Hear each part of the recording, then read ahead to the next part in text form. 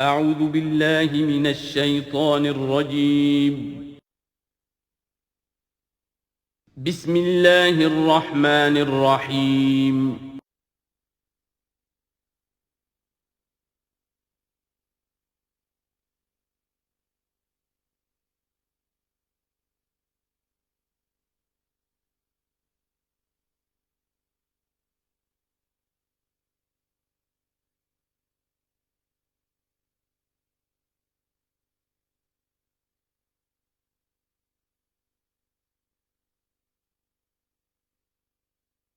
نحمده ونصلي على رسوله الكريم اما بعد فاعوذ بالله من الشیطان الرجیم بسم اللہ الرحمن الرحیم واتل ما اوحی الیک من کتاب ربک لا مبدل لکلماته ولن تجد من دونه ملتحدا واصبر نفسك مع الذين يدعون ربهم بالغداة والعشي يريدون وجهه ولا تعد عيناك عنهم تريد زینة الحیاة الدنیا ولا تطع من اغفلنا قلبه عن ذکرنا واتبع هواه وكان امره فرطا وقل الحق من ربكم فمن شاء فليؤمن ومن شاء فليكفر انا اعتدنا للظالمين نارا احاط بهم سرادقها صدق اللہ العظیم۔ اور پڑھا کرو اس میں سے کہ جو وحی کیا گیا ہے آپ کی جانب آپ کے رب کی کتاب میں سے، اس کی باتوں کا بدلنے والا کوئی نہیں، اور نہیں پاؤ گے تم اپنے لیے اس کے سوا کوئی اور جائے پناہ۔ تھامے رکھو، روکے رکھو اپنے آپ کو ان لوگوں کے ساتھ جو پکارتے ہیں اپنے رب کو صبح و شام اور چاہتے ہیں اس کی رضا، طالب ہیں اس کے روئے انور کے، اور نہ دوڑیں آپ کی نگاہیں ان سے ہٹ کر آپ کہ دنیا کو یہ محسوس ہو، یہ مغالطہ ہو کہ ترید و زینت الحیات الدنیا۔ یہ ذرا مشکل مقام ہے قرآن مجید کا کہ بظاہر تو الفاظ یہ ہیں کہ آپ کی نگاہیں دنیا کی زیبائش اور آرائش کی تلاش میں ان فقراء اور غرباء سے ہٹ کر امراء کی طرف نہ اٹھیں، لیکن ظاہر بات ہے کہ حضور صلی اللہ علیہ وسلم کی یہ شان نہیں تھی، لہذا اس میں جو بات سمجھ میں آتی ہے وہ یہ ہے کہ ایسا نہ ہو کہ آپ کے التفات کی وجہ سے دنیا یہ محسوس کرے کہ ان کی نگاہ میں بھی وقت اور اہمیت جو ہے وہ دنیاوی مال و دولت اور اسباب کی ہے۔ کسی داعی حق کے لیے یہ معاملہ بہت ہی نازک ہوتا ہے کہ ایک طرف جو حالات و واقعات ہیں اس کے اعتبار سے، جو حقائق ہیں اس کے اعتبار سے، معاشرے کے جو اونچے طبقات ہوتے ہیں، جو وہاں سرداری یا کسی اور طرح کی سربراہی کے منصب پر فائز ہوں یا ان کے پاس فراوانی ہو دولت کی، اب ظاہر بات ہے کہ ان کا ایک اثر و رسوخ ہوتا ہے معاشرے میں۔ ان میں سے کوئی ایک شخص ایمان لے آئے تو وہ بہت سے لوگوں کے برابر ہو جائے گا، جیسے حضرت عمر رضی اللہ اور ابو جہل کو حضور نے دونوں کو پیش کیا اللہ کے سامنے کہ اللہ ان میں سے ایک کو ضرور میری جھولی میں ڈال دے۔ ظاہر بات ہے کہ اس سے اسلام کو تقویت حاصل ہوگی، اور اس سے یہ ہے کہ جن مسلمانوں پر کا قافیہ تنگ ہوا ہے، جن کو ستایا جا رہا ہے، اگر کوئی بڑا آدمی ایمان لے آئے گا تو ان کو بھی سہارا ملے گا، جیسے کہ حضرت عمر اور حضرت حمزہ کے ایمان لانے کے بعد جو غرباء تھے، فقراء تھے اور جو غلام تھے انہیں ستایا جا رہا تھا، انہیں کچھ ریلیف ملا ہے۔ اس حوالے سے ایک طرف تو اس کی ضرورت ہوتی ہے کہ ان کی طرف توجہ کی جائے، التفات رکھا جائے، تاکہ اگر وہ ایمان لے آئے تو اس سے ایمان کو بھی تقویت ہو، اسلام کو تقویت ہو، مسلمانوں کو بھی فائدہ پہنچے۔ دوسری طرف یہ اندیشہ ہوتا ہے کہ غرباء کا دل نہ دکھے، تیسری طرف یہ کہ لوگ یہ نہ سمجھیں کہ یہ بھی زیادہ جو ہے مدارات کرتے ہیں اور زیادہ التفات کرتے ہیں امراء کی طرف، اہم لوگوں کی طرف، گویا کہ ان کی نگاہوں میں بھی دنیا کی انہی چیزوں کی وقت ہے، انہی چیزوں کی اہمیت ہے۔ تو یہ تین طرف کے چیز سمجھیے کہ یہ چکی دو پارٹوں والی نہیں، تین پارٹوں والی ہے، کہ جس میں کوئی داعی جو ہوتا ہے وہ اس مخمصے میں آ جاتا ہے کہ ایک طرف تقاضا یہ ہے خود تحریک کا، دعوت کا، اس جد و جہد کا، اس کے تقاضے یہ ہیں کہ ان کی طرف التفات ہو، ان کی طرف توجہ کی جائے تاکہ ان میں سے کچھ لوگ ایمان لے آئیں تو کام میں سہولت حاصل ہو، مدد حاصل ہو، لیکن دوسری طرف یہ منفی دو اثرات بھی موجود ہیں۔ تو اس کے مابین جو ہے حکم دیا جا رہا ہے حضور صلی اللہ علیہ وسلم کو کہ بہرحال آپ یہ احتیاط کیجئے کہ یہ تاثر نہ ابھرنے پائے کہ محمد کے نزدیک بھی صلی اللہ علیہ وسلم اصل اہمیت جو ہے وہ دولت مند لوگوں کی ہے۔ ولا تطع من اغفلنا قلبه عن ذکرنا، اور مت کہنا مانیے ان لوگوں کا، یہ جیسا کہ میں نے بارہا عرض کیا ہے کہ دباؤ پڑ رہا تھا سرداران قریش کی طرف سے کہ کچھ ہماری بات مان لیجئے، کچھ ہم آپ کی مان لیں گے۔ تو یہاں گویا کہ اس پہ پھر متنبہ کیا جا رہا ہے کہ جن لوگوں کو دلوں کو ہم نے اپنی یاد سے غافل کر دیا ہے، محروم کر دیا ہے، آپ ان کی باتیں سنیں بھی مت، ان کی طرف دھیان بھی مت دیجیے۔ ولا تطع من اغفلنا قلبه عن ذکرنا واتبع هواه وكان امره فرطا وقل الحق من ربکم۔ یہ جو مضمون ابھی ہم نے دوبارہ پڑھا ہے، اس کو آپ دیکھیں گے کہ یہ 21ویں پارے کی آغاز میں پھر دوبارہ آئے گا کہ جب بھی شدید کشاکش کا دور آیا ہے تو اس میں یہی ہدایات اللہ تعالیٰ کی طرف سے آئی ہیں حضور کو اور حضور کی وساطت سے تمام اہل ایمان کو، کہ قرآن مجید کے ساتھ تمسک جو ہے اور مضبوط کرو، قرآن مجید کے ساتھ اپنے تعلق کو اور گہرا کرو، اور اس کو پڑھنا اور اس کا جو ہے اس کے ساتھ جو ہے اپنے اوقات کا بسر کرنا، اس میں اور اضافہ کرو، اسی سے تم ان شدائد اور مصائب کا مقابلہ کر سکو گے۔ وَقُلِ الْحَقُّ مِن رَبِّكُمْ، اور کہہ دیجئے یہ حق ہے میرے رب کی طرف، تمہارے رب کی طرف سے جو میں پیش کر رہا ہوں۔ فَمَن شَاءَ فَلْيُؤْمِنْ وَمَن شَاءَ فَلْيَكْفُرْ، تو اب جو چاہے ایمان لائے، جو چاہے کفر کرے۔ یہ بالکل وہی بات ہے جو سورۃ الدہر میں کہی گئی ہے کہ اما شاکرا و اما کفورا، ہم نے پورا اختیار دے دیا، انا ہدیناہ السبیل اما شاکرا و اما کفورا، یہ اختیار ہم نے انسان کو دیا ہے، چاہے شکر گزار بندہ بنے، چاہے کفران نعمت کی روش اختیار کرے۔ تو یہاں انداز یہ ہے کہ آپ ان کفار سے کہہ دیں کہ میں دعوت پیش کر رہا ہوں، اب تمہیں ایمان لانا ہے لاؤ، کفر کرنا ہے کفر کرو، لیکن بین کی کوئی بات نہیں ہو سکتی، کوئی گیو اینڈ ٹیک، کوئی جو ہے کمپرومائز، یہ ممکن نہیں ہے۔ قل الحق من ربکم، ٹیک اٹ اور لیو اٹ، یہ حق ہے تمہارے رب کی طرف سے، چاہے اسے چھوڑ دو تو پورے کو چھوڑنا ہوگا، قبول کرنا ہے تو پورے کو کرنا ہوگا۔ فمن شاء فلیؤمن ومن شاء فلیکفر انا اعتدنا للظالمین نارا، ہم نے ظالموں کے لیے، کافروں کے لیے، مشرکوں کے لیے آگ تیار کر رکھی ہے، احاط بہم سرادقها، اس کی قناتیں ان کا احاطہ کر لیں گی، وہ قناتوں کی شکل میں آگ ہوگی، ان کو گھیرے میں لے لیں گی۔ وَإِن يَسْتَغِيثُوا، اور اگر وہ پیاس سے جہاں بلب ہو کر پانی مانگیں گے، یغاثوا بماء کالمہل یشفی الوجوہ، تو انہیں ایسا پانی دیا جائے گا پینے کے لیے کہ جیسے بھول، یہ جو مہل کے ترجمے کئی کیے گئے ہیں، کھولتے تیل کی تلچھٹ، لاوا، پگھلا ہوا تانبا اور پیپ وغیرہ، مان سدید، ان میں، اور وہ اتنا گرم ہوگا یشفی الوجوہ کہ ان کے چہروں کو بھون دے گا۔ بئس الشراب، بہت ہی بری شے ہوگی پینے کی، وساعت مرتفقہ، اور یہ ان کے لیے ان کی آرام گاہ جو بنے گی جہنم، بہت ہی بری آرام گاہ ہوگی۔ اس کے برعکس وہی سائملٹینیس کنٹراسٹ کا اسلوب، ان الذین آمنوا وعملوا الصالحات، جو لوگ ایمان لائیں اور نیک عمل کریں، انا لا نضیع اجر من احسن عملا، ہمارا یہ اصول نہیں ہے کہ جو لوگ اچھے عمل کریں ان کے اجر کو ہم ضائع کر دیں، ان کا اجر بھرپور انہیں ملے گا۔ اولئک لہم جنات عدن تجری من تحتہم الانہار، یہ وہ لوگ ہیں کہ جن کے لیے ہیں وہ رہنے والے باغات، ریزیڈینشل گارڈنز، جن کے دامن میں ندیاں بہتی ہوں گی، یحلون فیہا من اساور من ذہب، انہیں پہنائے جائیں گے وہاں کنگن سونے کے، ویلبسون ثیابا خضرا من سندس، اور ان کو وہ پہنیں گے وہاں پر کپڑے سبز رنگ کے، باریک ریشم کے اور گاڑھے ریشم کے، یعنی اوپر کا لباس جو ہوگا وہ باریک ریشم کا ہوگا اور جو نیچے کا لباس ہوگا وہ گاڑھے ریشم کا ہوگا۔ متکئین فیہا علی الارائک، اور وہ وہاں پر تکیہ لگائے ہوئے، ٹیک لگائے ہوئے بیٹھے ہوں گے تختوں کے اوپر۔ نعم الثواب، کیا ہی اچھا بدلہ ہوگا، وحسنت مرتفقہ، اور کیا ہی خوب ان کے لیے آرام گاہ ہوگی۔ 5ویں رکوع میں ایک مکالمہ آ رہا ہے دو اشخاص کا۔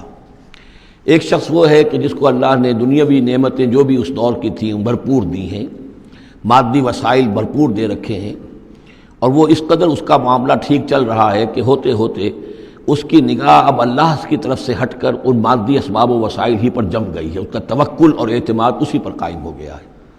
ایک دوسرا شخص ہے دنیاوی اعتبار سے مرفع الحال نہیں ہے، اس کے پاس دولت نہیں ہے، دنیاوی چیزیں نہیں ہیں، لیکن وہ اللہ تعالیٰ کی معرفت اسے حاصل ہے۔ وہ اس دولت مند آدمی کو کوئی نصیحت کرتا ہے کہ تم اللہ کو بھول گئے ہو، تمہیں چاہیے کہ ہم تمام چیزوں کے اوپر جو بھی اللہ نے تمہیں دی ہے اس کا شکر ادا کرو، اس کا حق ادا کرو۔ لیکن اس نے اپنے گھمنڈ میں آ کر اسے بہت تلخ جواب دیا کہ میرے پاس یہ سب کچھ ہے تو گویا کہ میں اللہ تعالیٰ کا لاڈلا ہوں، چہیتا ہوں، تم جوتیاں پٹخار رہے ہو، تمہارے پاس کچھ نہیں ہے، تمہاری کوئی حیثیت نہیں ہے، تمہاری یہ حیثیت ہی نہیں ہے کہ مجھے تم واعظ بھی کہو۔ لیکن یہ کہ اس پر پھر جو ان کے درمیان معاملہ ہوا تو انہوں نے کہا، اس شخص نے، کہ ہو سکتا ہے کہ اللہ تعالیٰ تمہارے اس سارے دولت کو اور مال و اسباب کو ضائع کر دے، لیکن یہ کہ اس نے کہا کیسے ہو سکتا ہے، میں نے سارا بندوبست ٹھیک کیا ہوا ہے۔ بہرحال نتیجہ یہ نکلا کہ اللہ تعالیٰ نے اس کی اس پوری دولت کو ایک طریقے سے ضائع کر دیا، اور پھر وہ اپنے ہتھیلیاں ملتا رہ گیا، کف افسوس ملتا رہ گیا، اور اس نے کہا ہائے کاش کہ میں نے اپنے رب کے ساتھ شرک نہ کیا ہوتا۔ حالانکہ اس پورے رکوع میں کہیں کسی دیوی کا، دیوتا کا، کسی اور الہہ کا کوئی ذکر نہیں ہے۔ تو اس رکوع میں سمجھنے کی بات یہ ہے کہ ایک شرک ہے مادہ پرستی کا شرک، مادی اسباب و وسائل پر اتنا تکیہ ہو جائے، اتنا توکل ہو جائے، اتنا اعتماد ہو جائے کہ پھر اللہ تعالیٰ کو انسان بھول جائے، مسبب الاسباب پر سے نگاہ ہٹ جائے، اور وہ سمجھے کہ سارا اعتماد اور توکل میرا ان مادی اسباب و وسائل پر ہے۔ تو یہاں گویا کہ اس نے ان مادی وسائل و اسباب ہی کو اپنا معبود بنا لیا ہے۔ تو یہ شرک ہے جو اس دور کا سب سے بڑا شرک ہے۔ اس دور میں بت پرستی کا شرک بہت کم رہ گیا ہے، اب ستارہ پرستی کا شرک کہاں رہ گیا ہے؟ کون لوگ ہیں جو ستاروں کو پوجتے ہیں؟ اب تو انسان سمجھتا ہے ستاروں تک تو ہم پہنچ ہی جائیں گے، ہمارا علم تو پہنچ ہی چکا ہے، چاند تک ہم اتر آئے ہیں، اب چاند کو کون پوجے گا؟ یہ جو اب ساری جو ہے اب جو پوجا پاٹ ہو رہی ہے وہ تو مادہ پرستی کی ہے، وہ دولت کی ہے، وہ در حقیقت یا وہ نظریاتی طور پر وطن پرستی ہے، اس کا ایک شرک ہے۔ تو یہ اس دور کے شرک کو سمجھنا بہت ضروری ہے، اور یہ رکوع اس اعتبار سے کہ اس میں کسی دیوی دیوتا کا ذکر نہیں ہے۔ تو شرک کون سا کیا اس نے؟ وہ شرک یہی ہے کہ اس نے دنیاوی مال و اسباب اور مادی اسباب و ذرائع کے اوپر اپنے سارے توکل کو جو ہے اس کے ساتھ منسلک کر دیا، یہی گویا کہ اس کو معبود بنا لینا ہے۔ وَاضْرِبْ لَهُم مَثَلَ الرَّجُلَيْنِ، ان کے لیے بیان کیجئے دو اشخاص کی مثال۔ جعلنا لأحدهما جنتین من اعناب، ان میں سے ایک کو ہم نے دیے تھے دو باغ انگوروں کے، وحففناہما بنخل، اور ان دونوں کو گھیرے میں لیا ہوا تھا کھجوروں کے درختوں نے۔ اب دیکھیے کہ انگوروں کی بیلیں ہیں، اور چونکہ ادھر ادھر سے ہوا تیز نہ آئے تو کھجوروں کے جھنڈ جو ہیں وہ چاروں طرف لگے ہوئے ہیں، تاکہ ان کے مابین جو اس کی انگوروں کی بیلیں ہیں وہ بڑی محفوظ ہیں۔ وجعلنا بینہما زرعا، ان کے درمیان کھیتی بھی تھی، یعنی یہ کہ اناج کا سامان بھی ہے اور انگوروں کی بیلیں بھی ہیں، اور یہ کہ کھجوروں کے درخت بھی ہیں۔ کلتا الجنتین آتت اکلہا، اور وہ دونوں باغات اپنا پھل دیتے تھے، ولم تظلم منہ شیئا، سال بسال پھل آ رہا ہے، سال ہر سال ہو گئے، ہر سال پھل آ رہا ہے، اس میں کوئی کمی نہیں کرتے تھے۔ جب یہ چیز چلتی رہتی ہے تو آدمی کا خود بخود ایک توکل جو ہے وہ اس چیز کے ساتھ وابستہ ہو جاتا ہے، وہ بھول جاتا ہے کہ اس کی اللہ تعالیٰ کے فضل و کرم سے ہے یا اللہ کے اذن سے ہے، بلکہ یہ کہ وہ انہی چیزوں کو سمجھ بیٹھتا ہے کہ یہ دائم ہے اور قائم ہے۔ وَفَجَّرْنَا خِلَالَهُمَا نَهْرًا، اور ہم نے ان کے مابین ایک نہر بھی نکال دی تھی، آب پاشی کا بھی پورا نظام موجود ہے۔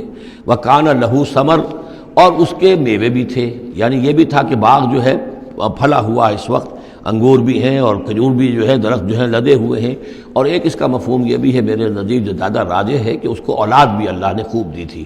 جیسے درختوں پر پھل لگتا ہے تو انسان کے لیے اس کی اولاد جو ہے اس کے پھل کی حیثیت رکھتے ہیں، تو گویا کہ اس کو اولاد بھی ملی تھی۔ فقال لصاحبہ وہو یحاورہ، تو کہا اس نے اپنے ساتھی سے، ان سے وہ گفتگو کر رہے تھے، آپس میں گفتگو کر رہا، انا اکثر منک مالا واعز نفرا، میں تم سے کہیں بڑھ کر ہوں مال میں اور نفری میں۔ اب یہ نفری کے حوالے سے میں نے کان لہو ثمر، اس کے بیٹے بھی تھے، اولاد بھی تھی، تو اس کے حوالے سے وہ نفری کی بات بھی کر رہا ہے، میرے بازو بھی بہت ہیں۔ وَدَخَلَ جَنَّتَهُ، اور وہ داخل ہوا اپنے باغ میں، وَهُوَ ظَالِمٌ لِنَفْسِهِ، اور وہ اپنے جان پر ظلم کر رہا تھا، یعنی اسی گمراہی کے اندر مبتلا تھا۔ قَالَ مَا أَظُنُّ أَن تَبِيدَ هَٰذِهِ أَبَدًا، انہوں نے کہا میں نہیں سمجھتا کہ یہ باغ بھی کبھی اجڑ سکتا ہے۔ کیا مجھے دھمکا رہے ہو کہ اللہ تعالیٰ جو ہے کہیں تم میری یہ دولت سلب نہ کر لے؟ دیکھو میں نے کھجوریں کس حساب سے یہاں پر لگائی ہیں کہ کوئی اگر آئے بھی، کوئی باد سرسر آئے یا کوئی اور بھی ہوا کا تیز لو کے جھونکے آئیں تو وہ میری انگوروں کے بیلوں تک نہ پہنچے۔ یہ گویا کہ سینٹینلز کھڑے ہوئے ہیں، کھجور کے درخت جو ہیں وہ روک رہے ہیں۔ پھر میں نے یہاں پہ آب پاشی کا نظام ہے، میرے نہر چلی ہوئی ہے۔ ما اظن ان تبید هذه ابدا، میں نہیں سمجھتا کہ میرا یہ باغ جو ہے کبھی یہ کہ برباد بھی ہو سکتا ہے۔ وما اظن الساعة قائمة، اور یہ جو تم قیامت وغیرہ کی بات کر رہے ہو، اول تو میرا گمان نہیں ہے کہ کوئی قیامت کھڑی ہونے والی ہے۔ وما اظن الساعة قائمة، میں نہیں سمجھتا کہ یہ قیامت ہونے والی، ہاں ڈکوسلے سے ہیں، کچھ بڑوں سے سنا تو ہے۔ اور یہ کہ وَلَئِن رُدِدتُّ إِلَىٰ رَبِّي، اگر مجھے لوٹا ہی دیا گیا اپنے رب کے پاس، لَأَجِدَنَّ خَيْرًا مِّنْهَا مُنْقَلَبًا، تو مجھے وہاں لازماً ملے گا بہت بہتر لوٹ کر۔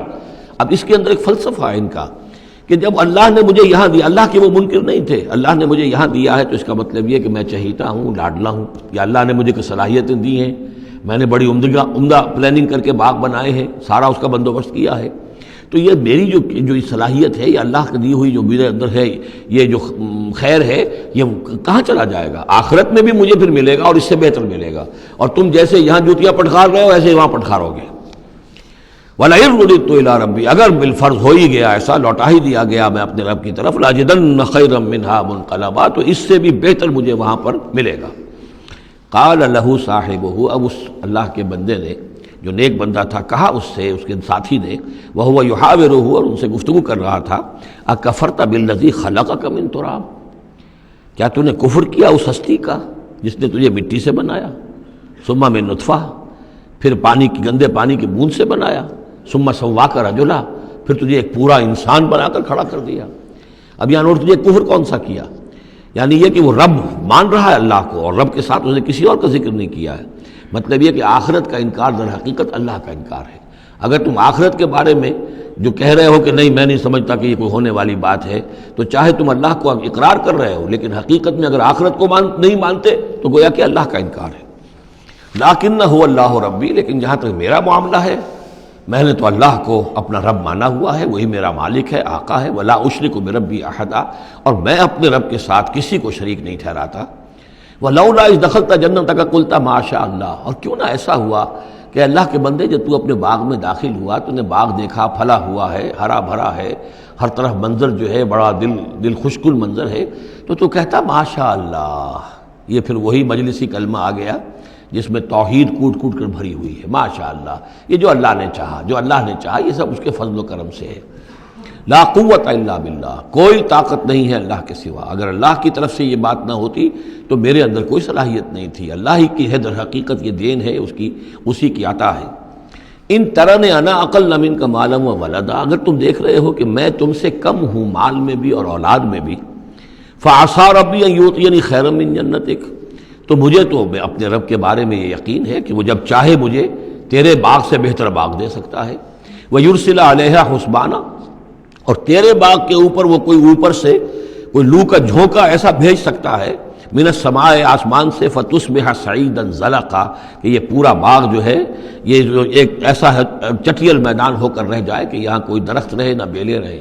معلوم ہوا کہ ہر چیز جب آنکھ کھلی گل کی تو موسم تھا خزاں کا، یہ ہو سکتا ہے، عین ممکن ہے۔ اور یصبح ماؤہا غوراً، یا اللہ آسمان سے کوئی ایسی نہ بھی بھیجے کوئی چیز بلا، تو اس کا پانی ہی جو تمہارا یہ جو چشمہ چل رہا ہے، وہ پانی ہی اگر زمین کے اندر گہرا اتر جائے، یہ چشمہ خشک ہو جائے، فلن تستطیع لہ طلبا، اور پھر تو پانی کہیں سے لا نہ سکے، تو یہ باغ خود بخود اچڑ جائے گا۔ یہ سارے امکانات ہیں، مسبب الاسباب نے تمہارے لیے اس وقت سارے اسباب جمع کر رکھے ہیں، جب چاہے گا ان میں سے کسی ایک سبب کی بھی اگر تناب کھینچ لے تو یہ سارا معاملہ جو ہے یہ تو شیش محل کی طرح کا ہے، ایک ہی جو پتھر ہے وہ اس سب کو چکنا چور کر دے گا۔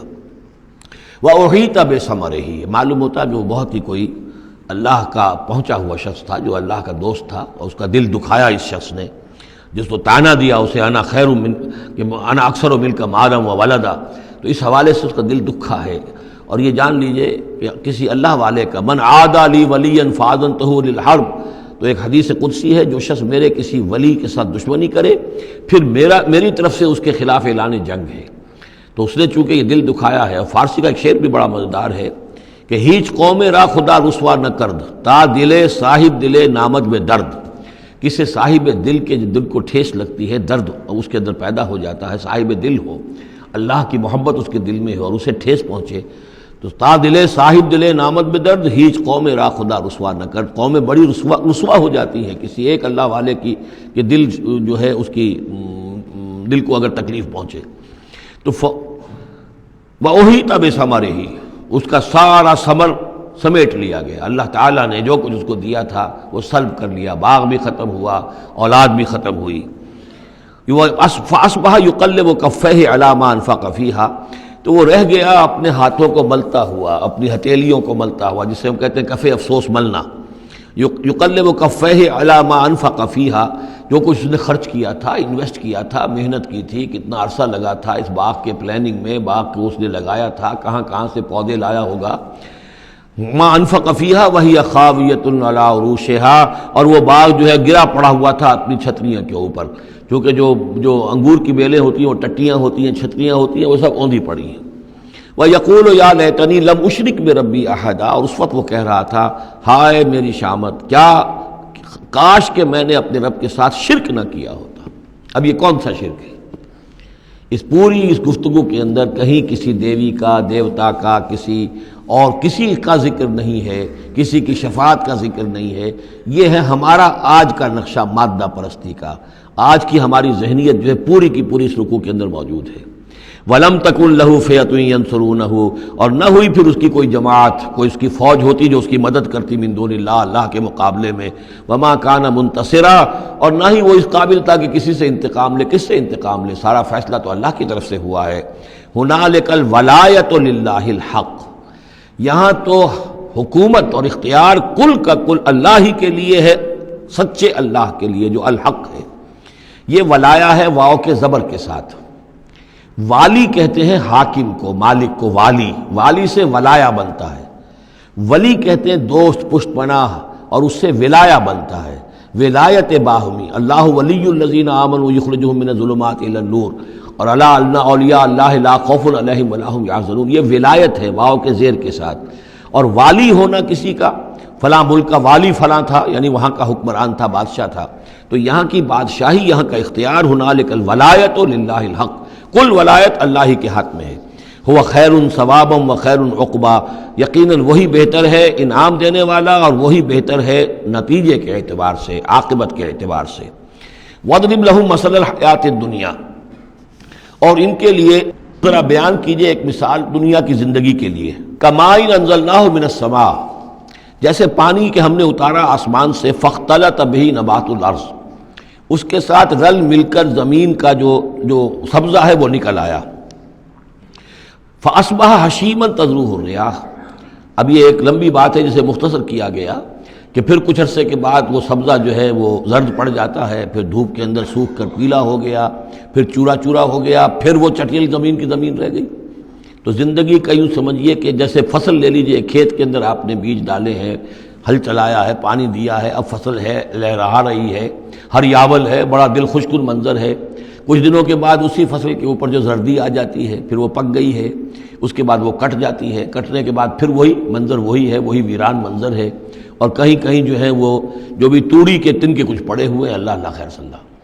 یہ جو سائیکل ہے، یہ پلانٹ لائف کی سائیکل ہے، 3 مہینے کی ہے، 4 کی ہے، 6 کی ہے، 7 کی ہے، یہی ہے نا۔ لیکن یہی سائیکل ایک بڑے پیمانے پر انسانی زندگی کی ہے۔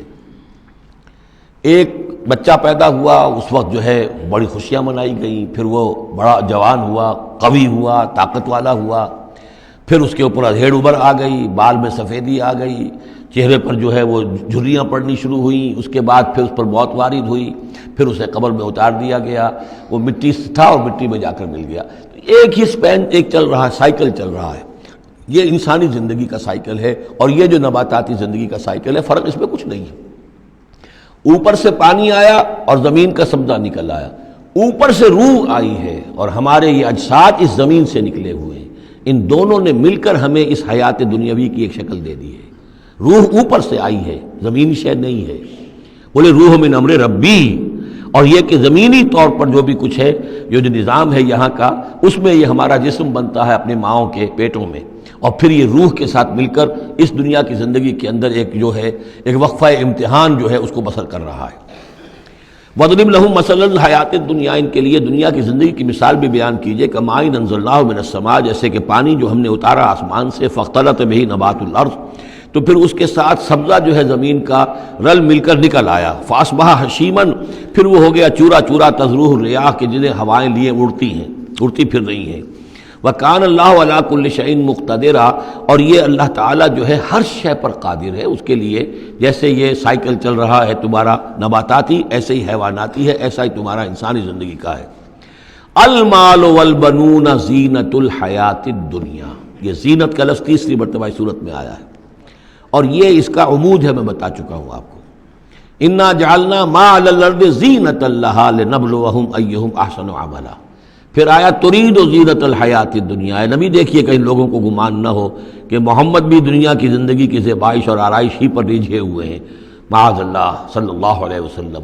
اب یہاں فرمایا یہ دنیا کی زندگی جو تمہاری ہے اس میں اولاد اور مال یہ تمہارے لیے زیبائش ہے، آرائش ہے، لیکن کتنی دیر کی؟ صرف اس زندگی کا معاملہ ہے.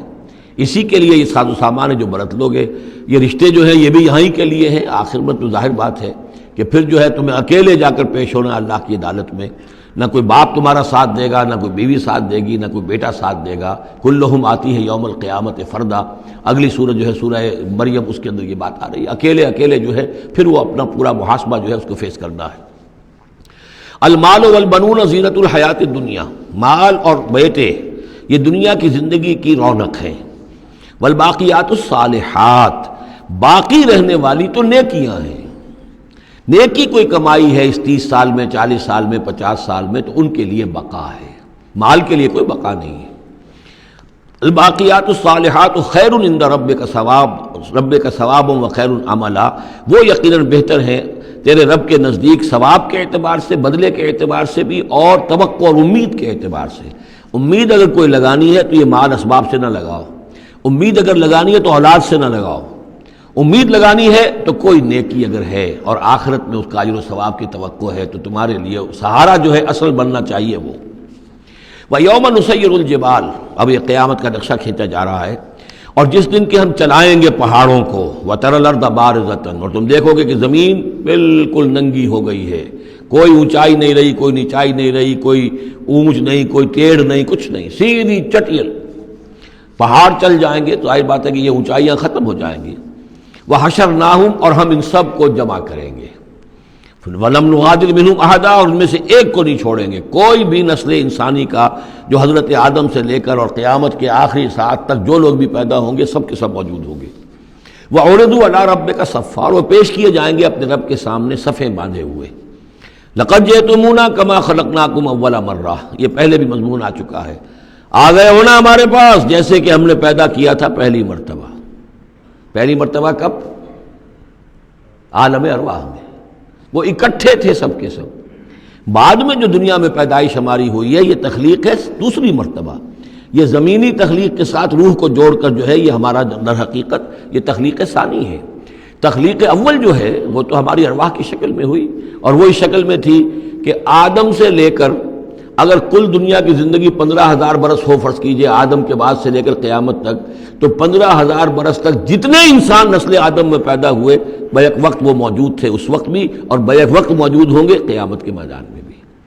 لقد جئتمونا، آ گئے ہو ہمارے پاس، کما خلقناکم اول مرہ، جیسے کہ ہم نے پیدا کیا تھا تمہیں پہلی بار. بل زعمتم ان لن نجعل لکم موعدا، اس وقت ہم نے تم سے ایک قول و قرار لیا تھا الست بربکم قالوا بلا، لیکن اس دنیا کی زندگی میں تمہیں یہ گمان ہو گیا تھا کہ تمہارے لیے ہم کوئی وقت، وعدے کا وقت مقرر نہیں کریں گے، یعنی ملاقات نہیں ہوگی. تم بھول گئے تھے اس ملاقات کو، جی چرا رہے تھے ہم سے ملنے سے. الذین لا یرجون لقاءنا، جو ہم سے ملاقات کے امیدوار ہی نہیں ہیں، اس خیال ہی کو ذہنوں سے دور رکھتے تھے کہ کبھی اللہ کے حضور میں حاضری ہے. ووضع الکتاب، اور اعمال نامہ لا کر رکھ دیا جائے گا. وضع، اب وہ اعمال نامہ کیا ہوگا؟ کون سا جوائنٹ قسم کا کوئی کمپیوٹر ہوگا؟ ہر فرد نوع بشر آدم کی ہر نسل کا اس میں پورا کارنامہ زندگی محفوظ ہوگا. آپ کو معلوم ہے جیسے کمپیوٹر کے اوپر ایک بٹن دبتا ہے اور وہ سب آ گیا، اور ایک بٹن دبے گا اس کا پورا جو چھپ کر بھی آ گیا. ایک ایک فرد کی پوری زندگی کا ریکارڈ موجود ہے. جیسا کہ میں نے کئی بار عرض کیا، ان چیزوں کا ماننا اب جتنا آسان ہو گیا ہے آج سے 100 برس پہلے ماننا اتنا آسان نہیں تھا. کس قدر گہرے ایمان بالغیب کی ضرورت تھی. آج تو یہ چیزیں ہمارے حساب کتاب میں آ رہی ہیں. چھوٹے چھوٹے سے بٹن کی طرح کا تو ٹیپ ریکارڈر ہوتا ہے کہ آپ سے ملنے کے لیے کوئی آیا ہے آپ کو پتہ ہی نہیں، اور اس کا جو بٹن ہے جو کوٹ کا آپ بٹن سمجھ لیں وہ ٹیپ ریکارڈر ہے. وہ آپ کے ساتھ جو گفتگو ہو رہی ریکارڈ ہو رہی ہے آپ کو پتہ ہی نہیں. جو صورتحال یہ ہو چکی ہے، ذرا لگائیے کہیں پر اور آپ کو معلوم ہوگا کہ آپ کی ساری گفتگو سن لیجیے آپ. تو یہ ساری ریکارڈنگ کے ہر چیز محفوظ ہو رہی ہے. اعمال نامے میں ہر شے موجود ہے. ووضع الکتاب، اور وہ لا کر اعمال نامہ رکھ دیا جائے گا. کہیں سے وہ کمپیوٹر شاید کس جگہ پر ہے اور وہاں سے وہ انسٹال جو ہے وہاں سے لا کر میدان حشر میں ٹکایا جائے گا. ووضع الکتاب فتر المجرمین مشفقین مما فی، تم دیکھو گے اب مجرموں کو ڈر رہے ہوں گے، کانپ رہے ہوں گے کہ اس میں کیا کچھ ہے. وَيَقُولُونَ، اور وہ کہتے ہوں گے یا ویلتنا، ہائے ہماری شامت، ما لہذا الکتاب، یہ کیسا اعمال نامہ ہے، لا یغادر صغیرۃ ولا کبیرۃ، اس نے تو کسی چھوٹی سی چھوٹی بات کو نہیں چھوڑا، نہ کسی بڑی بات کو چھوڑا، الا احصاها، مگر یہ کہ اس کو محفوظ رکھا ہوا ہے.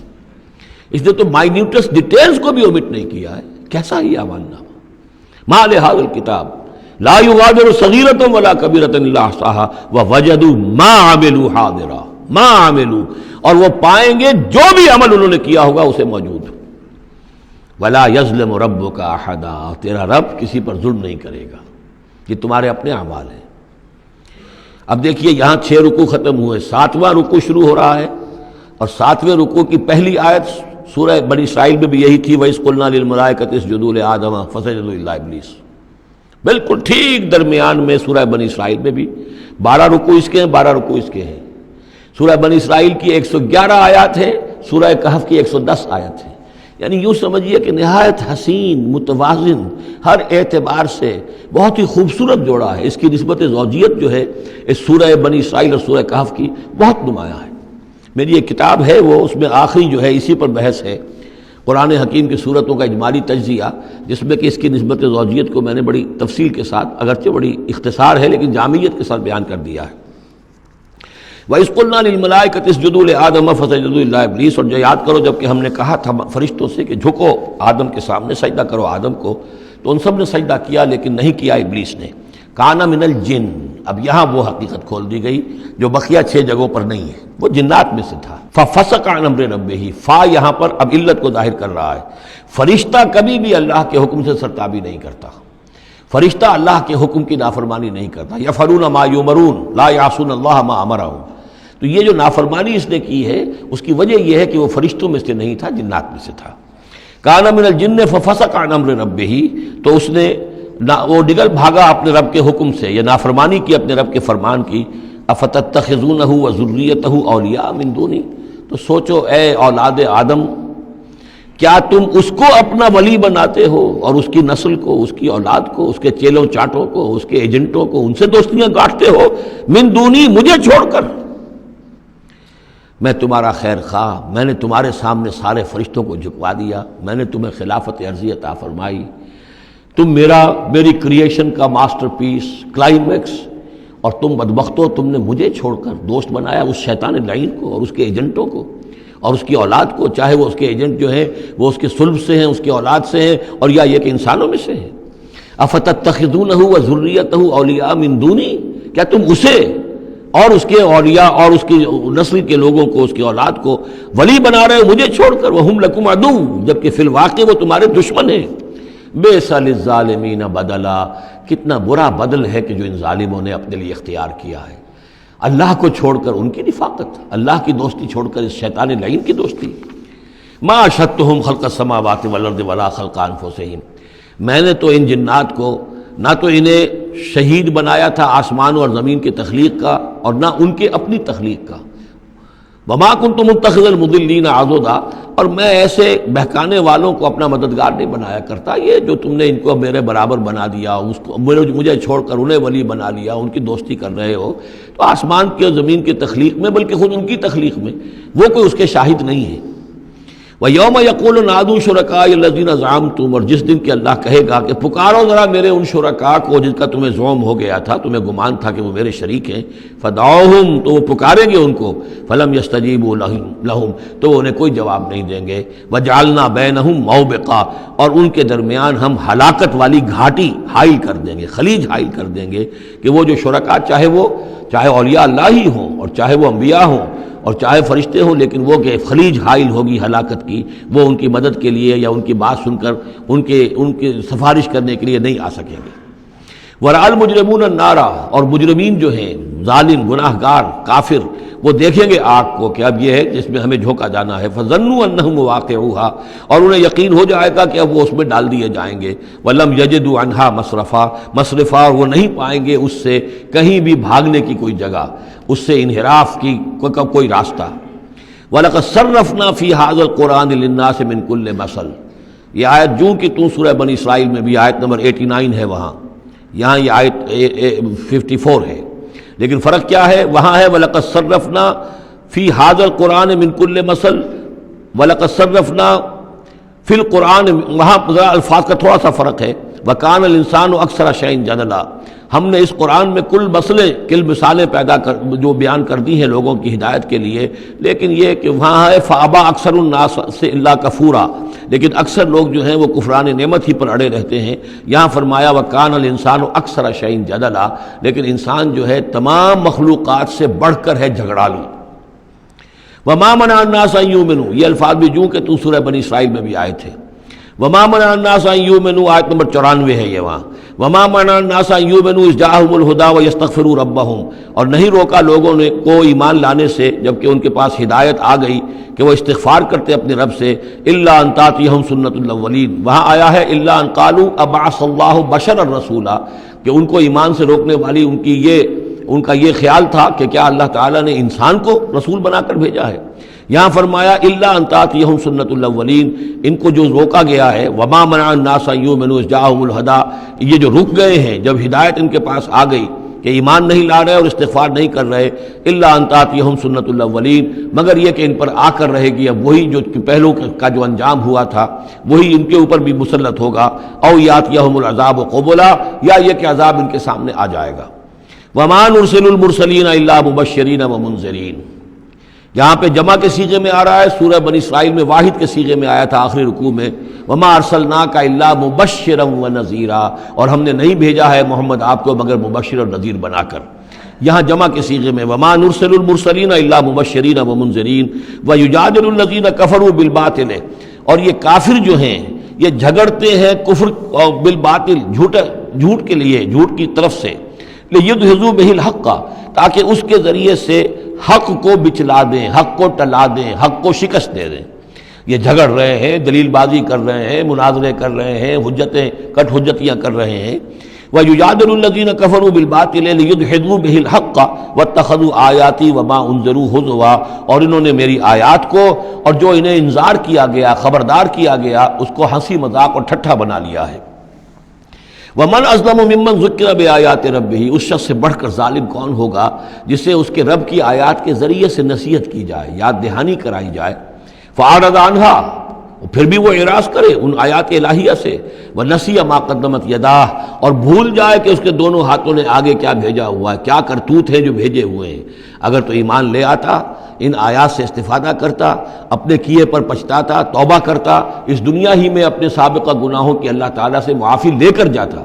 لیکن یہ کہ یہاں تو صورت یہ ہے کہ وَمَنْ أَظْلَمُ مِمَّنْ ذُكِّرَ بِآيَاتِ رَبِّهِ، اسے تذکیر کی گئی، نصیحت کی گئی اس کے رب کی آیات سے، فَأَعْرَضَ عَنْهَا، اس نے اعراض کیا، وَنَسِیَ مَا قَدَّمَتْ يَدَاهُ، اور بھولے رہا وہ کہ کیا کچھ اس نے آگے بھیجا ہوا ہے، کیا جھانٹ جکاڑ جو ہے اس نے عاقبت کے لیے تیار کیا ہوا ہے۔ إِنَّا جَعَلْنَا عَلَىٰ قُلُوبِهِمْ أَكِنَّةً أَن يَفْقَهُوهُ، یہ مضمون بھی آ چکا ہے سورہ بنی اسرائیل میں، حجابا مستورا، اور ہم نے ان کے دلوں کے اوپر جو ہے پردے ڈال دیے ہیں۔ انا جعلنا علی قلوبہم اکنۃ لیفقہوہ، ہم نے ان کے دلوں کے اوپر پردے ڈال دیے ہیں کہ اسے سمجھ نہ پائیں، وفی آذانہم وقرا، اور ان کے کانوں میں ہم نے ثقل پیدا کر دیا، بوجھ پیدا کر دیا کہ یہ سن نہیں سکتے۔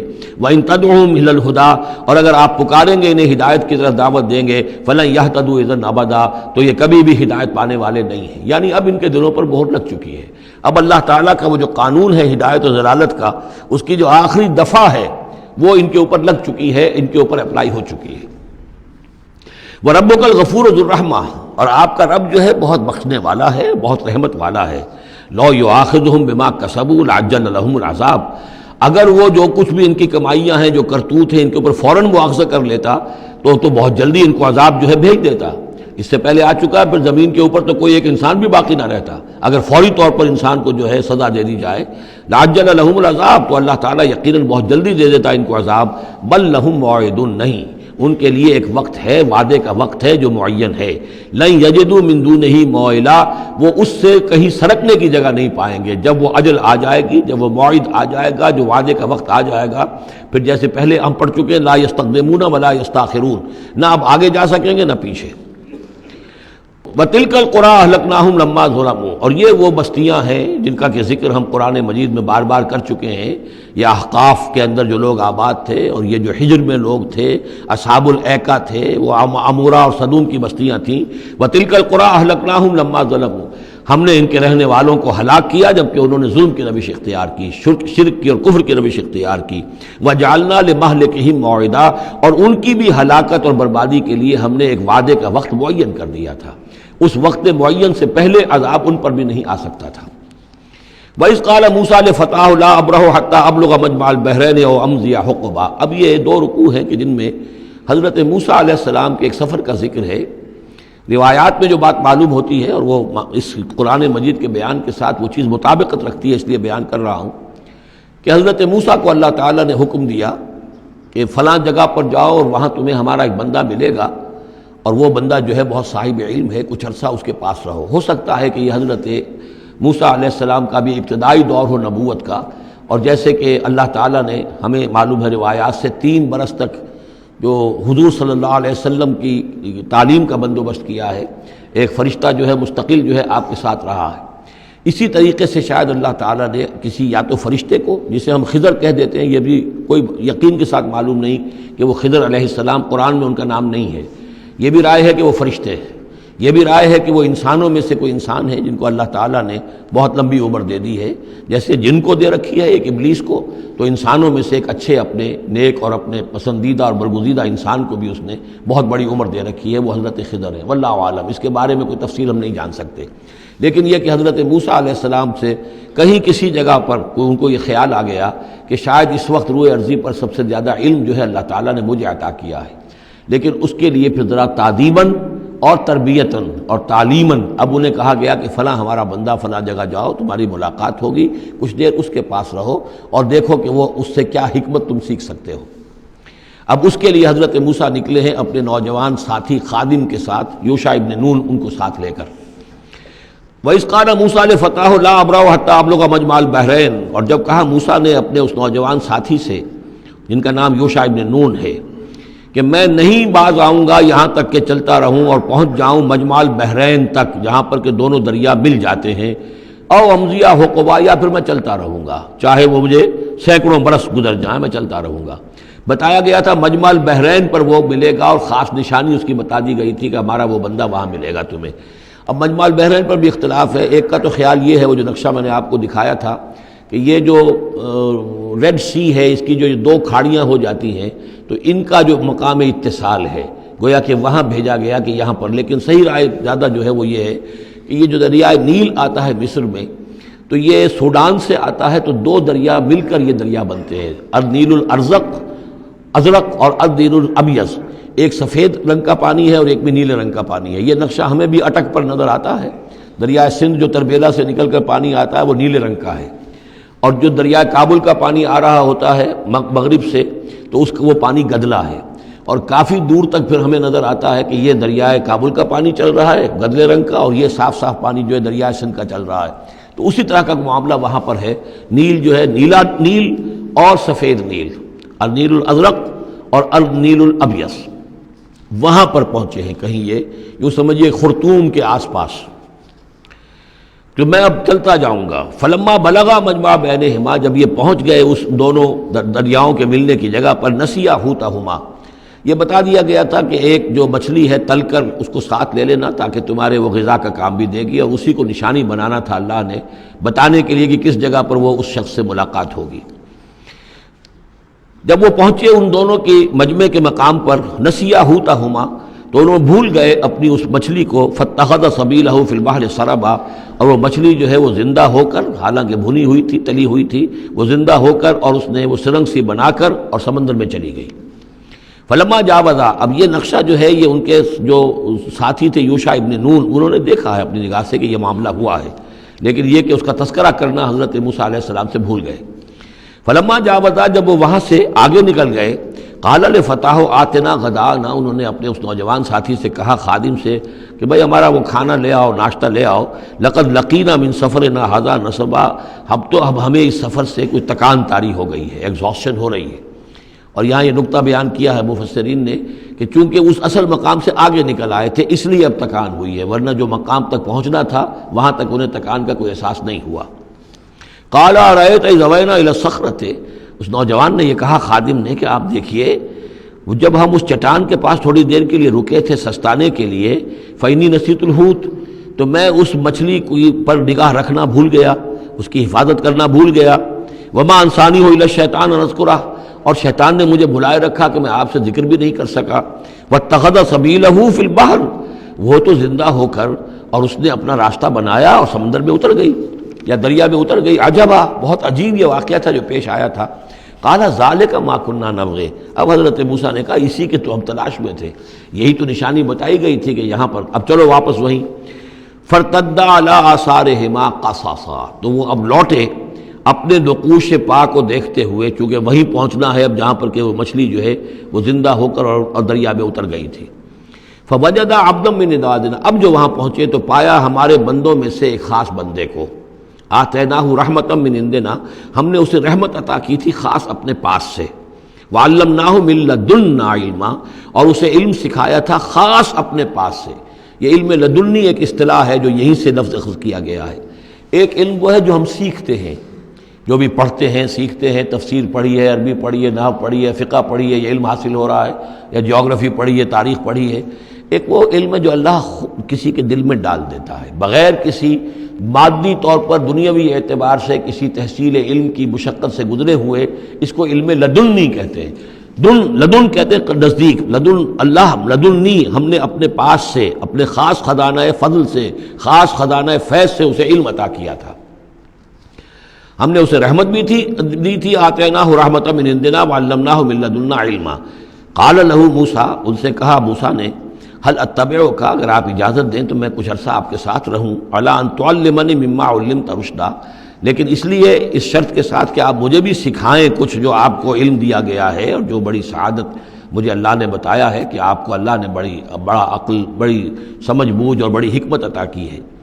قال انک لن تستطیع معی صبرا، انہوں نے کہا کہ دیکھو تم میرے ساتھ رہ کر صبر نہیں کر سکو گے، وکیف تصبر علی ما لم تحط بہ خبرا، اور کیسے صبر کرو گے اس چیز پر کہ جس کا کہ علم تمہارے پاس نہیں ہے، جس کا تم نے احاطہ نہیں کیا ہے، تمہیں تو بات بڑی غلط لگے گی، عجیب سی لگے گی۔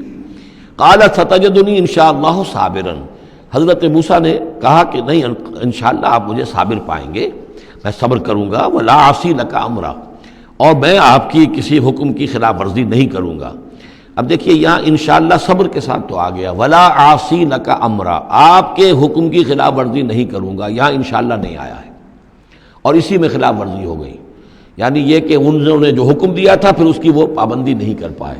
ولا تقولن لشیء انی فاعل ذلک غدا، اس کے ساتھ اس کو جوڑ لیجئے جو اب پڑھا ہے اسی صورت میں، حضور سے کہا گیا تھا کبھی نہ یہ کہیے گا، یہاں بھی کہتے ہیں انشاءاللہ میں کوشش کروں گا، انشاءاللہ اللہ تعالیٰ کے فضل و کرم سے میں آپ کے حکم کی خلاف ورزی نہیں کروں گا۔ قال فإن اتبعتنی، اب یہ حکم ہے ان کا، انہوں نے کہا کہ اگر تم میرے ساتھ چلنا چاہتے ہو، رہنا چاہتے ہو، فلا تسألنی عن شیء، تو کسی چیز کے بارے میں مجھ سے خود مت پوچھنا، حتی احدث لک منہ ذکرا، یہاں تک کہ میں خود اس کے بارے میں کوئی تذکرہ کروں، بس دیکھتے جاؤ جو بھی میرے ساتھ ہو رہا ہے، دیکھتے رہو، آبزرو کرو، چپ رہو، خاموش رہو، میں جب مناسب سمجھوں گا جو اصل حکمت ہے ان چیزوں کی کہ جو تمہارے مشاہدے میں آئیں گی وہ میں تمہیں بتا دوں گا، لیکن تم مجھ سے سوال نہیں کرو گے۔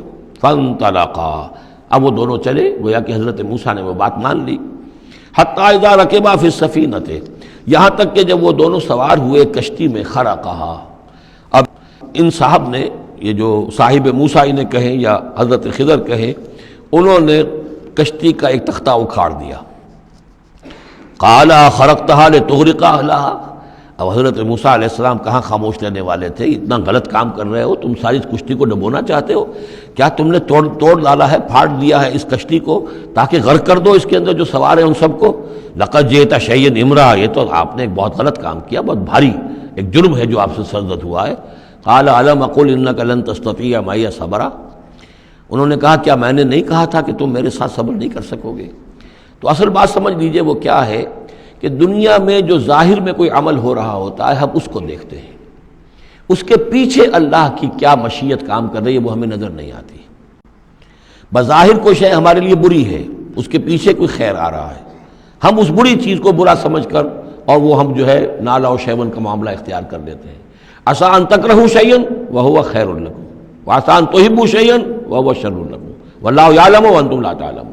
یہ ہے اصل میں وہ بات کہ جو سورہ بقرہ میں ہم نے پڑھی تھی.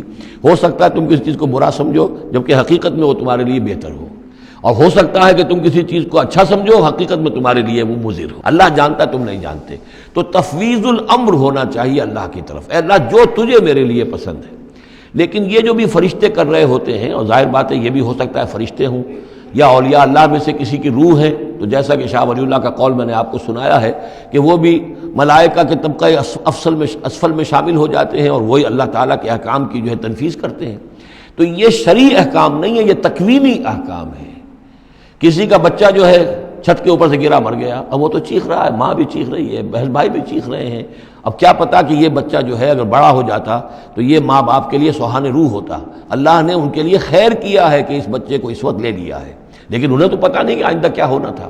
تو ہم ظاہر کو دیکھ کر جو ہے گھبرا جاتے ہیں اور اس کو اپنے لیے برا سمجھ بیٹھتے ہیں، جبکہ اللہ تعالیٰ کی بیدک الخیر، اللہ کے ہاتھ میں خیر ہی خیر ہے. لیکن ہماری شارٹ سائٹڈنس ہے کہ جس کی وجہ سے ہم چیزوں کو کسی اور رنگ میں لے رہے ہیں. اس کے لیے یہ 3 واقعات ہیں کہ جو دکھائے گئے. قال لا تؤاخذنی بما نسیت ولا ترهقنی من امری عسرا. تو انہوں نے کہا، حضرت موسیٰ نے عرض کیا لا تؤاخذنی بما نسیت، مجھ سے مواخذہ نہ کیجئے اس پر کہ میں بھول گیا کہ میں نے آپ سے وعدہ کیا تھا کہ میں آپ سے کوئی سوال نہیں کروں گا. ولا ترهقنی من امری عسرا، اور نہ دباؤ ڈالیے مجھ پر میرے معاملے میں کچھ زیادہ سختی نہ کیجئے. ایسا نہ ہو کہ ایک ہی دفعہ کی میری غلطی کے اوپر کہتے ہیں جاؤ اب یہاں سے، بلکہ ذرا یہ نرمی کیجئے. فانطلقا، پھر چلے دونوں، حتی اذا لقیا غلاما قتلہ. جب ایک نوجوان سے ملاقات ہوئی اس نے قتل کر دیا اس کو. حضرت خضر نے قال قتلت نفسا زکیۃ بغیر نفس. حضرت موسیٰ علیہ السلام پھر بولے یہ کیا کیا آپ نے؟ ایک بے گناہ جان کو آپ نے قتل کر دیا اس کے بغیر کہ اس نے کسی کا خون بہایا ہو. لقد جئت شیئا نکرا، یہ تو آپ نے بہت ہی نامعقول حرکت کی ہے. قال علم انک لن تستطیع معی صبرا. اب انہوں نے بھی ذرا ڈانٹ کے انداز میں کہا علم اقل لک، کیا میں نے نہیں کہا تھا تم سے کہ تم میرے ساتھ صبر نہیں کر سکو گے؟ قال ان سالتک عن شیء بعدها فلا تصاحبنی. حضرت موسیٰ نے عرض کیا کہ اچھا ٹھیک ہے، اب اگر تیسری مرتبہ مجھ سے غلطی ہو جائے، دوسری مرتبہ اور مجھے معافی دے دیں. اگر اب میں اس کے بعد کوئی آپ سے سوال کروں تو پھر ٹھیک ہے، آپ مجھے اپنے ساتھ نہ رکھیے گا. فلا تصاحبنی، پھر یہ کہ میں اپنا راستہ لے لوں گا. قد بلغت من لدنی عذرا، میری جانب سے آپ نے جو ہے حجت قائم کر دی ہے اور آپ عذر جو ہے اب آپ کر سکتے ہیں کہ آپ مجھے اپنے ساتھ نہ رکھیں، یعنی خطا میری ہے. فانطلقا، پھر چلے. حتی اذا اتیا اہل قریۃ استطعما اہلہا، اور جب یہاں تک کہ وہ پہنچے ایک بستی والوں کے پاس، وہاں انہوں نے ان سے چاہا کہ وہ انہیں کھانا کھلائیں. مسافر جیسے ہوتے ہیں کہ بھائی ہم لوگ آئے ہیں، مسافر ہیں، آپ کی بستی میں آئے ہیں تو ہمیں کھانا کھلائیے. فابوا ان یضیفوہما، تو وہاں کی بستی والوں نے، وہ ایسے کچھ کٹھور اور شقی لوگ تھے، انکار کر دیا ان کی ضیافت سے، انہیں کچھ کھانے کو نہیں دیا. فوجد فیہا جدارا، وہاں انہوں نے دیکھا ایک دیوار، یرید ان ینقضہ، کہ بالکل گرنے کو ہے، ٹوٹنے کو ہے، گرنے کو ہے. فاقامہ، تو وہ حضرت خضر نے اس کو سیدھا کر دیا، بنا دیا اور سیدھا کر دیا، مضبوط کر دیا. قال لو شئت لاتخذت علیہ اجرا. تو حضرت موسیٰ نے پھر کہا کہ اگر آپ چاہتے، یہ اتنے ناہنجار لوگ، انہوں نے مسافروں کو کھانا تک نہیں دیا اور آپ نے بغیر مزدوری لیے ہوئے ان کا کام کر دیا، ان کی یہ دیوار سیدھی کر دی. لو شئت لاتخذت علیہ اجرا، آپ اس پر اجرت طلب کرتے ان سے، اور یہ جو اجرت سے جو ہے بہرحال ہم جو ہے کچھ نہ کچھ کھاتے پیتے.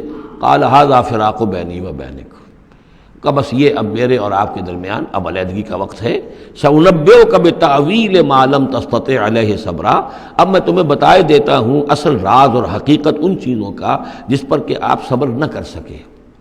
اما السفینہ، جہاں تک اس کشتی کا معاملہ ہے، فکانت لمساکین یعملون فی البحر، تو یہ ان مزدوروں کی ملکیت تھی کہ جو دریا میں محنت کرتے ہیں. جیسے کشتی ہے، ادھر سے ادھر اتار دیا، 2 پیسے لے لیے، ایک پیسہ لے لیا، یہ مزدوری کر رہے ہیں، ان کے لیے گویا کہ کمائی کا اور ان کی معاش کا یہی ذریعہ ہے. فاردت ان اعیبھا، میں نے یہ چاہا کہ اس کو عیب دار کر دوں. وکان وراءہم ملک یاخذ کل سفینۃ غصبا، جبکہ آگے جو ہے ایک بادشاہ تھا، حاکم تھا، جو ہر کشتی کو کہ جو ثابت و سالم ہے اسے وہ غصب کر رہا ہے، اس کو جو ہے کنفسکیٹ کر رہا ہے. جیسے آج کل بھی ہوتا ہے ہمارے ہاں، وہ ویگنز جو ہیں وہ پولیس والے روک لیتے ہیں تو اسی طریقے سے وہ جو ہے قبضہ کر رہا ہے ان پر، یاخذ کل سفینۃ غصبا۔ اب وہ دیکھے گا کہ یہ تو ٹوٹی بھی کشتی چھوڑ دے گا، تو کشتی میں ایک تختہ لگا لینا تو آسان کام ہے، پوری تختی جا رہی تھی تو میں نے ایک تختہ جو ان کا جو ہے توڑ دیا ہے تاکہ اسے ناقص سمجھ کر وہ بادشاہ جو ہے اسے ریجیکٹ کر دے، اس کشتی کو نہ لے، تو ان مزدوروں کی پوری کشتی بچ جائے۔ ایک تختہ توڑنے سے تختی بچتی ہے، اور یہ سالم رہتی تختی تو پوری کشتی جا رہی تھی۔ تو میں نے ان کے خیر کے لیے کیا ہے، جس کو تم نے یہ سمجھا کہ شاید میں لوگوں کو ہلاک کرنے کے لیے میں نے یہ قدم اٹھایا ہے۔ وَأَمَّا الْغُلَامُ، اور جہاں تک اس لڑکے کا معاملہ ہے، نوجوان کا، فَكَانَ أَبَوَاهُ مُؤْمِنَيْنِ، اس کے والدین بڑے نیک اور صالح ہیں، والدین دونوں کے دونوں۔ فَخَشِينَا أَن يُرْهِقَهُمَا طُغْيَانًا وَكُفْرًا، اب ظاہر بات ہے کہ حضرت خضر کو معلوم ہوگا کہ اس کے جینز اچھے نہیں ہیں، بڑے شرارتی قسم کے جین اس کے اندر ہیں، اور یہ جب جوان ہوگا تو یہ آوارہ ہو کر اٹھے گا اور بہت سخت ہوگا اور اپنے والدین کے لیے سوہان روح بن جائے گا۔ یرہقہما طغیانا وکفرا، ناشکری اور زبردستی کر کے ان کو عاجز کرے گا، ستائے گا۔ فأردنا یبدلہما ربہما خیرا منہ زکاۃ واقرب رحما، تو ہم نے یہ چاہا کہ ان کا رب ان کے لیے بدل دے، اس سے بہتر اولاد اسے دے، بیٹا دے دے کہ جو اس کے لیے پاکیزگی میں بھی اور شفقت اور رحمت میں بھی اس سے بہتر ہو، جو ان کے لیے بڑھاپے میں سہارا بن سکے۔ تو ہم نے صرف یہ کیا ہے کہ یہ بچہ جو ہے وہ یہ ساری چیزیں جو اللہ کے حکم سے میں کر رہا ہوں، یہ گویا کہ تکوینی امور ہیں جو ہو رہے ہیں، یہ تشریعی امور نہیں ہے، تم شریعت کے حوالے سے دیکھ رہے ہو، اور میں یہ تکوینی معاملات کر رہا ہوں اللہ کے حکم کے مطابق۔ اور یہ در حقیقت رحمت ہے، جس کو کہ لوگوں نے یہ سمجھا ہوگا جن کا بچہ جو والدین کا فوت ہو گیا تو ان کے اوپر تو پہاڑ ٹوٹ پڑا ہوگا غم کا، لیکن اصل میں اللہ تعالیٰ نے یہ ان کے خیر کے لیے کیا۔ وَأَمَّا الْجِدَارُ، اور جہاں تک اس دیوار کا معاملہ ہے، فَكَانَ لِغُلَامَيْنِ يَتِيمَيْنِ فِي الْمَدِينَةِ، تو یہ دو غلام لڑکوں کی دیوار ہے جو شہر میں رہتے ہیں۔ وَكَانَ تَحْتَهُ كَنْزٌ لَهُمَا، اور اس دیوار کی جڑ میں ان کے لیے ایک دفینہ ہے۔ وَكَانَ أَبُوهُمَا صَالِحًا، اور ان کا باپ جو ہے وہ بہت نیک آدمی تھا، باپ نیک تھا، عین وہ جو سمجھئے کہ کسی جوانی میں یا کوئی وقت جو ہے وہ اس کی موت کا وقت آ گیا، بچے چھوٹے چھوٹے تھے، اس نے کچھ اپنی پونجی جو ہے گھر کے اندر ایک دیوار کی جڑ کے اندر بنیاد کے اندر دفن کر دی، یہ بڑے ہو جائیں بچے یہ نکال لیں۔ اب چونکہ وہ نیک تھا لہذا اللہ تعالیٰ کی طرف سے اس کا اہتمام ہو رہا ہے۔